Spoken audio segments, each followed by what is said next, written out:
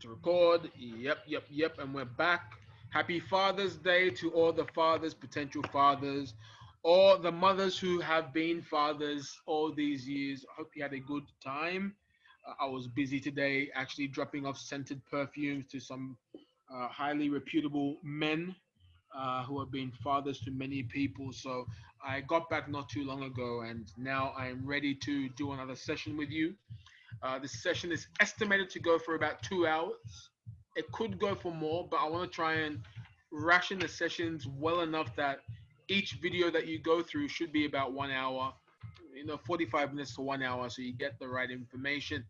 And in today's lesson, we're going to be talking about market structure, um, which will lead into your trading personality. And understanding this is either going to go one of two ways for you. You're going to choose structure number one, or you're going to choose structure number two.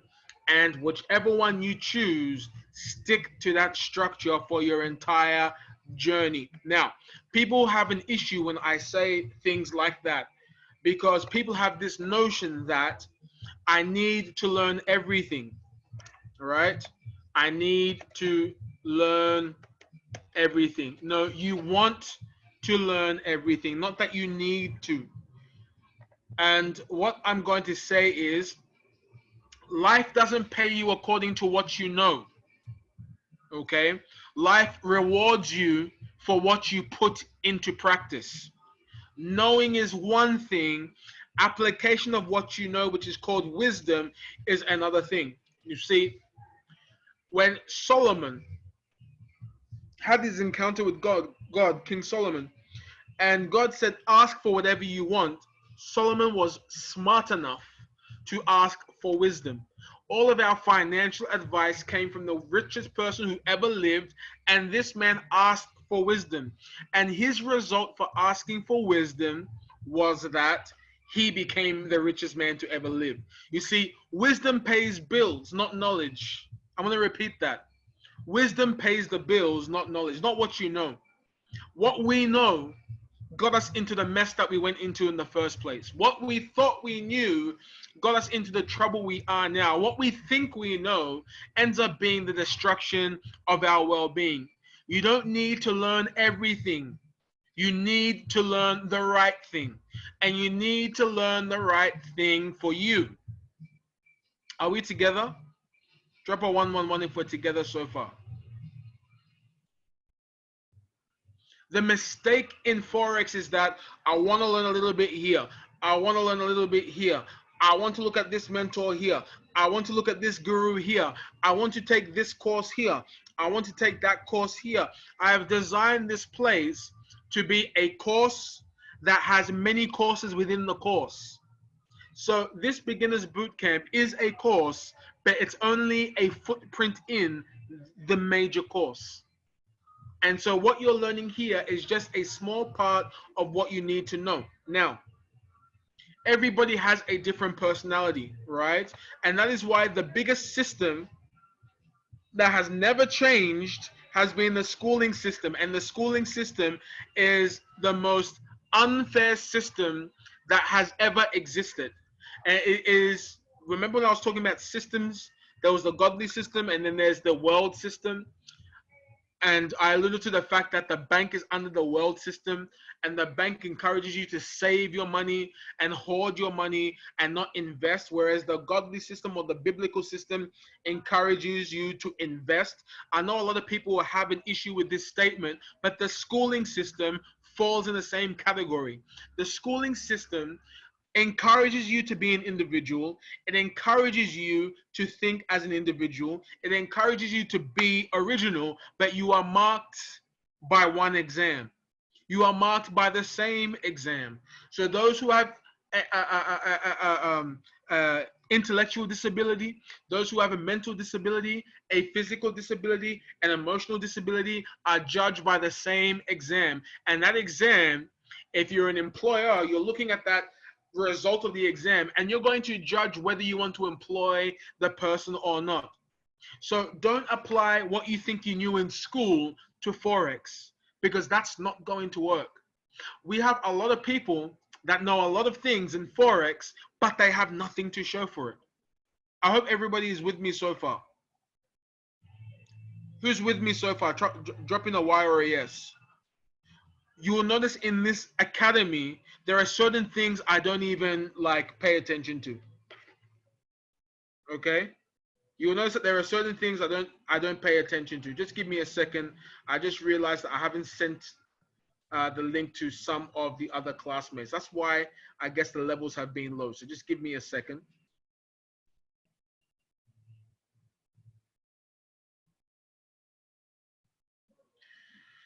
So I don't have an issue with being educated. Of course, I mean, you grow by being educated, but I do have a problem with the system that is the institution. Even the prison system has improved, but the schooling system has not. Same setup, one teacher, different individuals, and they're teaching you to be unique, but you're judged by the same exam. Now, I know some parents are here saying that I frown upon school. No, I do not. Okay, I don't frown upon education. I don't frown upon school, but I'm not going to sit here and then uh, uh, um, promote the notion that if you get a degree, it means you're going to be more successful than someone without a degree. That is just my philosophy. It is my worldview. It's my opinion. I'm not rubbing that opinion onto anyone else. I'm not a degree holder by any means. I don't have a degree to my name, right? But I'm employing people that have degrees. Amen. Isn't God funny? So when we're going through this Forex journey, what you have to understand is when you get something that is tailored to your personality, you need to stick to that personality all the way through. Okay? Don't say that, oh, I want to do this, and then you see that someone else is doing something that you've always wanted to study, so you abandon what you know to embark on another journey. Let me give you a massive statistic. Over 80% of people that had the right strategy became too arrogant to then switch to another strategy and blow their account. When you blow your account, it means you did something that you weren't wired to do. And that is why this whole topic of trading personality is going to cover this extensively. So you make a decision. Are you going to be A or B? And you stick to that all the way through. And we'll cover that a bit more. So trading personality is the topic. But the module is called market structure. And you're going to have this in mind that one of these structures is going to make much more sense than the other structure. And whatever that structure is that makes sense to you, you should stick with it. Now, there are two types of structures. Other systems out there will say that there are three. I'm just making it two. The market is always moving up and down. We know this because it's a fight between two teams, and we've established already that one team is fighting for value to go up, another team is fighting for value to go down. But there are ways in which the whole market, as a whole, moves. And that is what we want to be able to do to decipher whether we want to be a buyer or whether we want to be a seller in the market. So these two structures that we're going to be looking at, and we might not be able to cover everything today, but these two structures that we're going to be looking at, first one is called the range market. Range, otherwise known as consolidation market, okay? And the other one is known as the trending market, okay? Now, the range market focuses on a particular point in time where a decision is only made between two points, okay? But a trending market allows you to see the big picture over a period of time. There's pros and cons with range and with trend. If you are not a patient person, I'm going to tell you now, you should not be a trend trader. If you always have the itch to be in the market, you should not be a trend trader. If you cannot see far or be able to hold your trade over a period of 4, 5, 10, 20, 30 days, you should not be a trending trader. You should be a range trader. A range is where we look at just 2 points and you're looking to either buy and then take profit, or sell then take profit. However, a trending market is where you're looking to buy over a series of days, weeks, or months, or sell over a series of days, weeks, or months. And we're going to do a case study on each of these for you to know whether you're looking at a ranging market or whether you're looking at a trending market. If you're with me, drop a Y or a yes. If you're with me, drop a Y or a yes. I don't know why. I feel like I'm just fired up when it comes to this beginner's boot camp. All right. So let's go through the range market. The first personality you need to be, or you will choose the other one depending on how you feel this information resonates with you. Now, a range is where you are making a decision between two distinctive points in the market. Okay, I think that's the best way to put it. Making a decision between two distinctive points in the market. I'm going to tell you what those distinctive points are. Okay. When you are a range trader, it means you're going just from point A to B, and that is it. You are done. You're waiting for the next point A to B. And these two distinctive points are high or low. So it means that you're looking at price traveling from a low point to a high point, or from a high point to a low point. That is all you're looking at. You're not looking at anything beyond. You're not looking at anything prior. You're just focusing on a certain area of the market where the market doesn't look like much action is happening, and you're making a decision that I'm going to go from here and end at here, and that is all. I'm going to take profit and I'm going to leave the market. And this is for the type of people that are not patient enough, I would say, because trading requires patience nonetheless, but not patient enough to be able to say, I want to hold my trade for a week. How many of you feel like you fall within this category so far?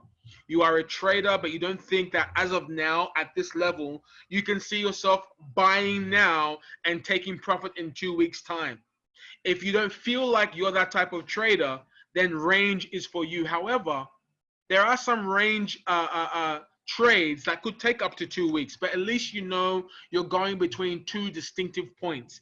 It's a high point and a low point, okay? And now we're going to go through this high point and low point in a deeper detail. Okay, so let me draw up here. Let me draw down here. And let's mark this down. So we have a low point in the market. We have a high point in the market. And this is where the basic law of economics comes into play. So you're making a decision between 2 points, low and high. So the market starts here, and if it goes up and it looks like it's not going to go beyond what we call the high point, then what we can do is sell down and go back to the low. So the market is just traveling between these 2 points. And this is what we call a ranging market. It's not going further than the high. It's not going lower than the low. It is staying between these 2 points. And what we often say is we want to be in a position where we buy low and we sell high. How many of you have heard that saying before? So at this point over here, green, green, green. These are the points where we're looking to buy, and red, red. Come on, TradingView. Okay. Those are the points that you're looking to sell. So if you are a range trader, you're trying to identify 2 points in the market known as your low and your high, and you're trading between those parameters. Yesterday we called them intervals. You can call it an interval if you want. And what you're now saying is that when the price reaches a low point in the market, you need to either buy or look for it to go up. And if it reaches a high point in the market, you're looking for the market to go down or sell. Type in a 111 if you're with me. It's not as simple as that, but I'm trying to break it down so I can build my presentation.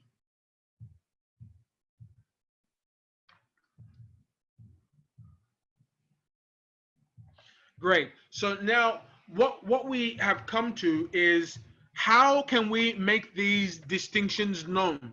How do we know what is a low point in the market and what is a high point in the market? What you need to be able to see is that a range doesn't go, it goes horizontally, okay?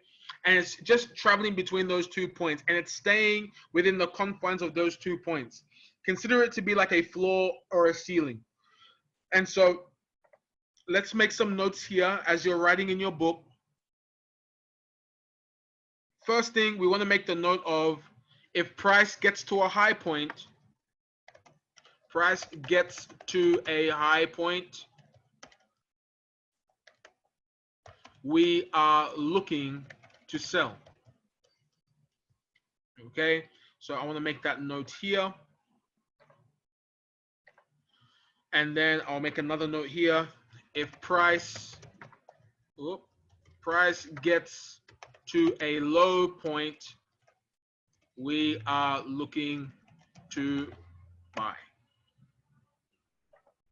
We are looking to doesn't mean you buy straight away, because there are more credentials that you need to understand before you can determine whether this is a low or a floor, or I won't get into the technical terms yet, but you want to be able to know that this is a low and this is a high before you can make that decision you want to make.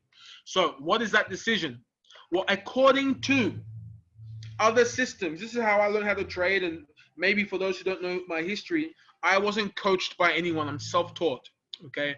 I think I'll go through that later. So I had to go through all these YouTube videos and Google and all these other resources to be able to identify what a low and a high is. I didn't have this broken down so I can understand it directly. But what I was told was that if price reaches the same high point 2 or more times, that is where you draw your line to signify that it is a high point. Whew, very wordy, but we'll break it down. So what are we saying?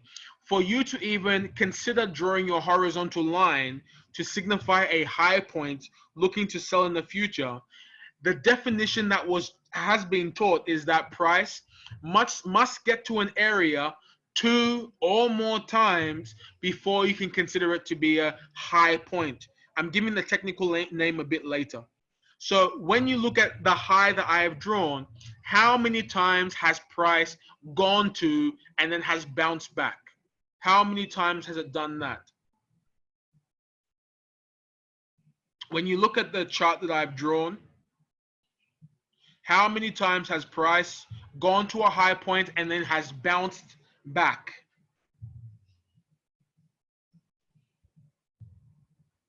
How many times? How many times? Don't let the red squares confuse you. How many times? At least 10 responses. I know that everyone is on the same page. So how many times did the arrow go up to a certain point and start reversing at that particular point? It's very, very good. Everyone has guessed it right. 3 times. Does that fit within our definition of, if price reaches the same high point 2 or more times, that is where you draw your line to signify that it is a high point? Does it fit within the confines of that definition? Yes or no?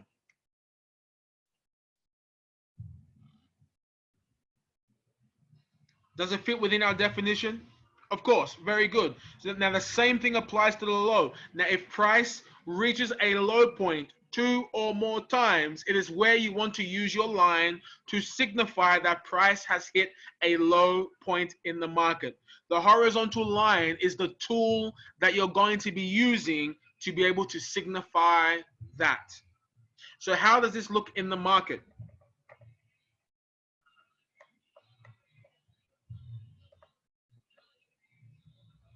Let's look at a point in the market We have a point over here, 1. We have 2. We have 3. And you can see that they've roughly hit the same area 2 or more times. So what we're going to do is draw a line to see where all of price has a common factor of meeting that line.